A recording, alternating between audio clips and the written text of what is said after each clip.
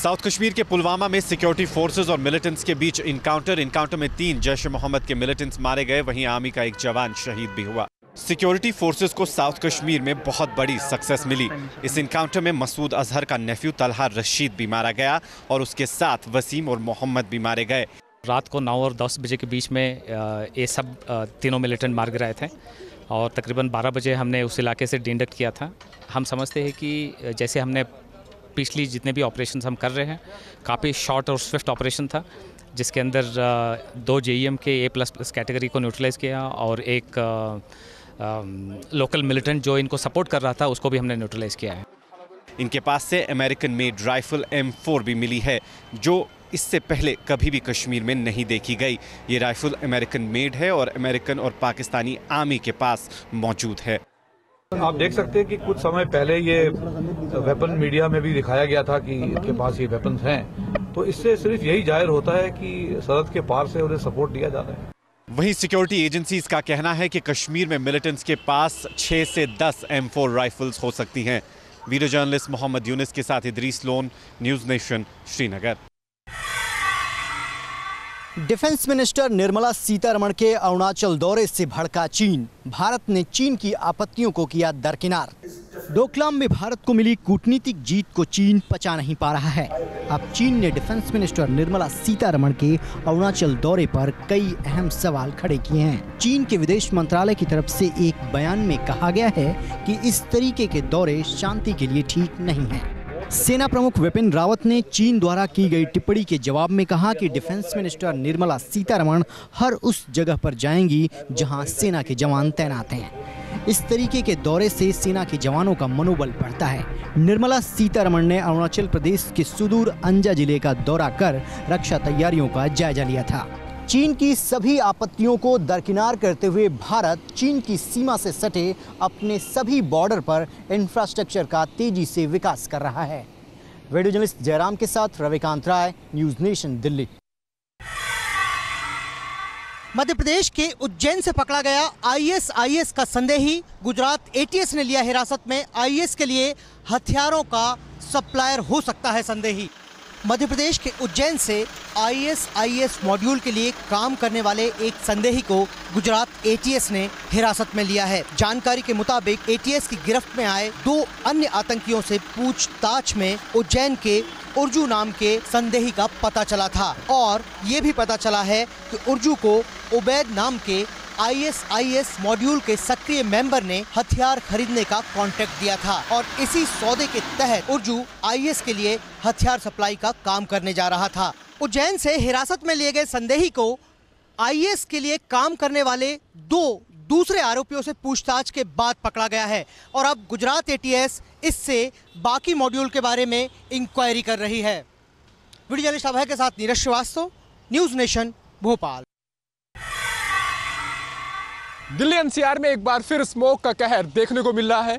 कई इलाकों में एयर क्वालिटी बेहद खराब की कैटेगरी में आ गई है।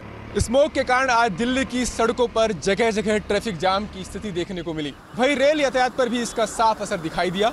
इसकी वजह से दिल्ली आने वाली करीब 25 ट्रेन अपने निर्धारित समय से देरी से चल रही हैं। वहीं अगर दिल्ली की एयर क्वालिटी इंडेक्स की बात करें तो मंगलवार को ये औसत 406 के आसपास रहा, जो बेहद खराब की कैटेगरी में आता है। दरअसल हवा की गति बेहद कम रहने की वजह से दिल्ली NCR में स्मोक की स्थिति पैदा हुई है। इसी बीच IMA ने दिल्ली के CM को खत लिखकर हाफ मैराथन को कैंसिल करने और दिल्ली के स्कूलों में छुट्टी करने की मांग की है।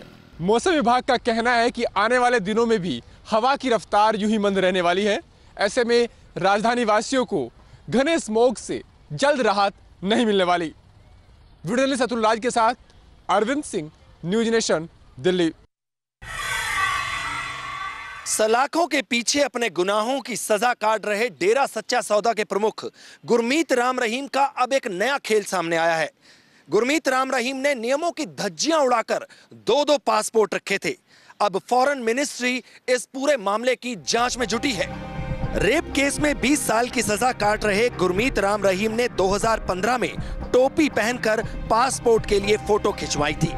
डिपार्टमेंट ने भी नियमों को ताक पर रखकर अंबाला से ऐसा पासपोर्ट जारी कर दिया, वो भी महज आधे घंटे में। विदेश मंत्रालय अब इसकी जांच कर रहा है। रूल्स के मुताबिक एप्लीकेंट पासपोर्ट के लिए फोटो खिंचवाते समय टोपी नहीं पहन सकता। अफसरों की माने तो राम रहीम पर पासपोर्ट एक्ट के तहत केस दर्ज हो सकता है। 2017 में गुरमीत ने दूसरा पासपोर्ट जारी करवाया। इस बार सिर पर टोपी नहीं डाली, नाम लिखवाया संत गुरमीत राम रहीम इंसान, जबकि रूल्स के मुताबिक नाम के आगे संत, डॉक्टर, प्रोफेसर आदि नहीं लगा सकते। एप्लीकेशन कैसे मंजूर की गई? कैसे आधे घंटे में राम रहीम को पासपोर्ट जारी कर दिया गया? फॉरेन मिनिस्ट्री अब पासपोर्ट मामले की जांच में जुटी है।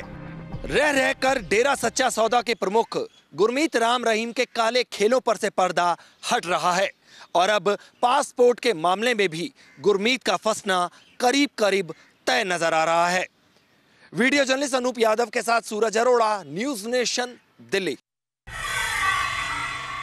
अमित शाह और मनमोहन सिंह आज अहमदाबाद में। अमित शाह ने शुरू किया महासंपर्क अभियान, तो मनमोहन सिंह ने नोटबंदी और जीएसटी को लेकर सरकार पर कसा तंज।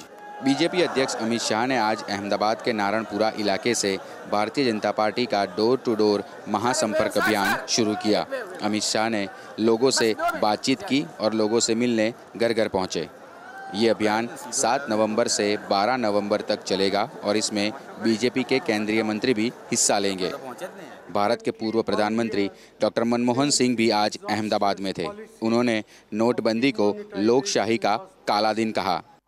I say it with immense pain and a sense of deep responsibility that the 8th of November was a black day for our economy and indeed for our democracy. Manmohan Singh ने नोटबंदी को एक ऑर्गेनाइज लूट बताया। जवाब में गुजरात के मुख्यमंत्री विजय रूपाणी ने कहा कि मनमोहन सिंह अपने काल में हुए भ्रष्टाचार के बारे में भी जवाब दे। अहमदाबाद से हितल खत्री के साथ पूराव पटेल, न्यूज नेशन। योगी कैबिनेट की आज अहम बैठक, कई महत्वपूर्ण प्रस्तावों पर लग सकती है मुहर। सत्ता में आने के बाद से ही योगी सरकार अब तक 30 से ज्यादा कैबिनेट बैठक कर चुकी है। हमेशा मंगलवार को होने वाली बैठक आज भी मंगलवार को ही हो रही है। नगर निकाय चुनाव के मद्देनजर आज की बैठक को काफी अहम माना जा रहा है। चुनावों को देखते हुए योगी सरकार कई अहम प्रस्तावों पर आज चर्चा कर सकती है। साथ ही अगले विधानसभा सत्र में पेश होने वाले कई प्रस्तावों पर भी आज चर्चा होगी, जिसमें फीस को लेकर निजी स्कूलों की मनमानी सबसे प्रमुख है। नगर निकाय चुनाव के मद्देनजर यूपी में आचार संहिता लागू है। ऐसे में आज होने वाली कैबिनेट बैठक के बाद प्रेस ब्रीफिंग भी नहीं होगी। वीडियो सैफुल हसन के साथ अनिल यादव, न्यूज नेशन, लखनऊ। तंबाकू को लेकर पटना नगर निगम का नया फैसला। अब पटना नगर निगम के इलाके में वही बेच पाएंगे तंबाकू जिनके पास होगा लाइसेंस। अब पटना नगर निगम इलाके में आप तंबाकू ऐसे नहीं बेच सकते। इन इलाकों में जो भी तंबाकू के दुकान चलेंगे उन्हें लाइसेंस लेना होगा। खास बात ये होगी कि स्कूल के 100 मीटर के दायरे में तो ये दुकान नहीं होने चाहिए। साथ ही तंबाकू के इन दुकानों में खाद्य पदार्थ नहीं बिकेंगे। यानी अगर बच्चे कोई बिस्किट, टॉफ़ी खरीदने जा रहे हैं तो उस दुकान में सिगरेट और तंबाकू की बिक्री नहीं होनी चाहिए। ये इसलिए किया गया है ताकि बच्चों को तंबाकू के सेवन से रोका जाए। 18 साल से कम बच्चों को तंबाकू ना बेचा जाए और इसके लिए सज़ा का प्रावधान भी किया गया है। जी, हमारे यहाँ दंड का प्रावधान है, हमारे लाइसेंस कैंसिलेशन का प्रावधान है और उस दुकान को सील करने का प्रावधान है। अभी हम लोग इसको पब्लिसाइज कर रहे हैं। हम लोग चाहते हैं ये संदेश सभी के पास जाए, सभी हमारे दुकानदार भाइयों के पास जाए।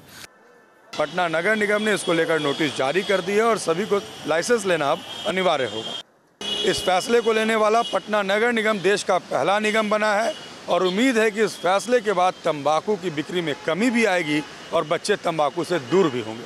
विजय सतेंद्र के साथ रजनीश सिन्हा, न्यूज नेशन, पटना। कमल हसन ने आज अपने जन्मदिन पर एक डिजिटल प्लेटफॉर्म का लॉन्च किया है। उसका नाम है मय्यम विसल।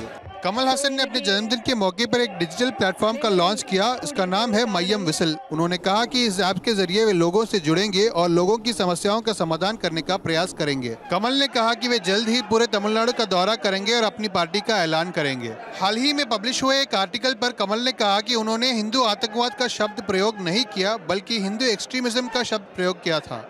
कमल हसन राजनीति में आने का फैसला कर चुके हैं, मगर कब और कैसे ये आगे चल के ही देखना होगा। वीडियो जर्नलिस्ट पार्थसारथी के साथ श्री प्रपंच, न्यूज नेशन, चेन्नई। भारत और न्यूजीलैंड के बीच तीसरे T20 की जंग अब से थोड़ी देर के बाद सीरीज सील करने के इरादे से उतरेगी Virat and company. Bharat New Zealand के बीच तीसरा और निर्णायक मैच T20 त्रिवेंद्रम के ग्रीनफील्ड स्टेडियम में खेला जाएगा। 3 मैच की T20 सीरीज इस वक्त 1-1 की बराबरी पर है। टीम इंडिया ने पहली T20 में न्यूजीलैंड को 53 रन से हराया था, जबकि दूसरे T20 में भारत को 40 रन से हार का सामना करना पड़ा। ऐसे में इस बार विराट को पूरी तैयारी के साथ उतरना होगा, क्योंकि वनडे सीरीज में विलियमसन की सेना को बेदम करने के बाद टीम इंडिया ने T20 सीरीज की धमाकेदार शुरुआत की थी और दिल्ली में खेले पहले T20 मैच में विराट के वीरों ने बड़ी आसानी से जीत दर्ज कर ली थी। दूसरा झटका, लेकिन राजकोट में विराट का दांव उल्टा पड़ गया। टीम इंडिया की बॉलिंग, बैटिंग और फील्डिंग तीनों खराब रही।